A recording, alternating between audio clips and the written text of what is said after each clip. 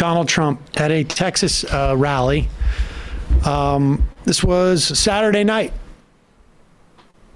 Basically suggesting, I mean, this is more of, if you beat him up, I will cover your lawsuit type of thing. Here he is, claiming he will pardon people from January 6th. And I have to say, if you are a Democratic strategist, you're pretty happy about this, because this is what you want. You want Donald Trump to turn the Republican Party into just specifically cheerleaders for January 6th. That's specific. And another thing we'll do, and so many people have been asking me about it, if I run and if I win, we will treat those people from January 6th fairly. We will treat them fairly. And if it requires pardons, we will give them pardons, because they are being treated so unfairly.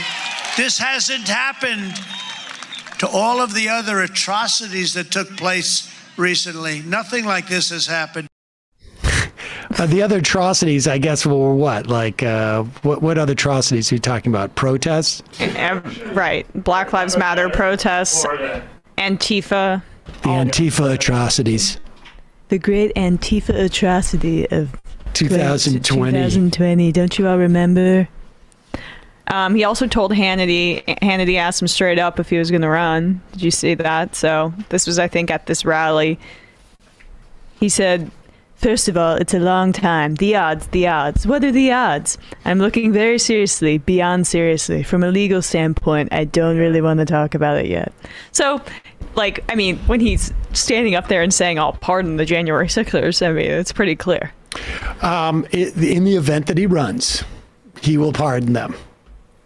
I honestly, I think their failure to achieve any type of real legislative accomplishments, it's conceivable there'll be a couple of things that will pass.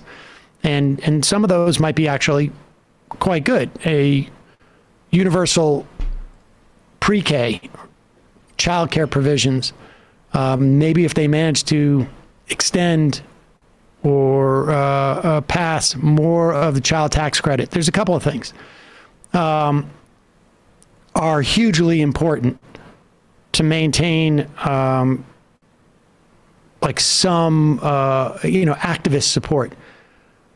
But at least in terms of Joe Biden, in terms of 2024, running against Donald Trump is going to be a big part of it. And running against the Republican Party as being sort of accomplices in January 6th and everything that suggests in terms of their support for Donald Trump is going to be big.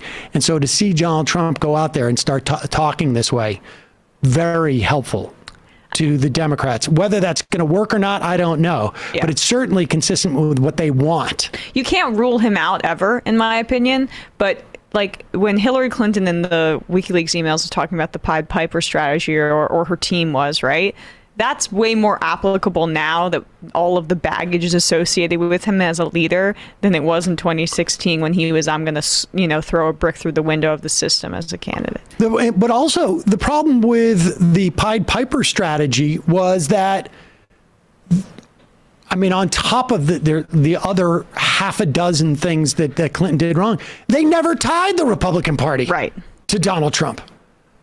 They never did. They let McConnell, they let Ryan exist as if they were completely separate entities. Yeah, we're going to partner with Paul Ryan once they're... there's that quote, I think it's by Schumer. I've got Ryan, I've got Schumer, I've got Clinton. This is in October, I think, of 2020. We're going to pass the... 2016, you mean? 2016. We're going to repatriate the tax funds. We're going to build infrastructure. I mean, they never did that strategy. Among the other huge mistakes that they made in that campaign. Running an insanely unpopular politician. Yeah, but I mean, look, the bottom line is, had Hillary Clinton run a better, she was a flawed candidate from the beginning. But when you lose by that amount, there's like a half a dozen strategic, even tactical things they could have done differently to win. Go to Michigan. Go to Michigan. Go to Wisconsin. Don't focus so much on protecting Paul Ryan by trying to maintain that suburban vote. Or, have Tim Kaine on the VP ticket. Don't have Tim Kaine on the VP ticket. I mean, Tim Kaine is not in my membrane. it is there. I mean, it goes on and on, on and on. They really, really were protecting Paul Ryan because of just Chuck Schumer, really said it. They were already trying to fashion the electorate in such a way that they would get the ability to negotiate with Paul Ryan.